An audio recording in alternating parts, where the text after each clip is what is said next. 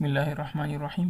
دې ویډیو کې به دا وایو چې څنګه کولی شو مایکروسافټ ورډ بغیر د رجسټریشن کی نه رجسټر کړو. چې موږ سره هغه رجسټریشن کی موجود نه وي او بغیر د هغه څخه دا رجسټر کړو. تاسو وګورئ موږ ته دغه میسج راکوي بار بار. دغه بره ټایټل هم را سره ریډ ښکاري پروډکټ اکټیویشن فیلډ. چې تاسو دلته فایل ته راشئ هیلپ ته پروډکټ اکټیویشن ریکوایرډ شو چینج پروډکټ کی. خو چې کله تاسو سره پروډکټ کی موجود وي رجسټریشن کی سره موجود وي نو هغه به تاسو ورته په دې ځای کې ولیکئ 25 کریکټرز وي. اوس خو موږ سره نشته دی او زه غواړم چې بغیر د هغه کی څخه زه دا رجسټر کړم. صحیح ده. زه به دا کلوز کړم. زه به راشم کمپیوټر ته کوم ځای کې چې ما ایس افس انسټال کړی دی هماغه ډرایو ته به راشم.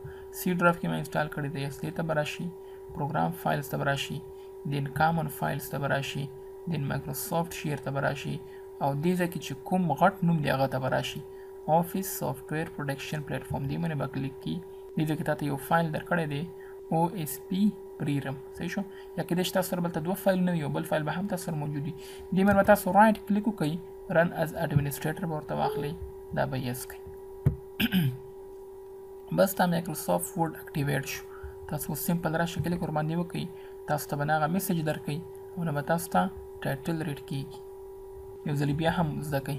کمپیوټر ته به راشئ سی ډرایو پروګرام فایلز کامن فایلز مایکروسافټ شیرډ او دې کې چې کوم غټ نیم هغه ته به راشئ آفس سافټویر پروډکشن پلیټفارم.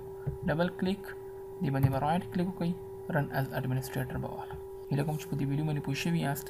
که دا ویډیو مو خوښ شوي د لایک بټن ضرور پریس کړئ. د ملګرو سره هم شیر کړئ.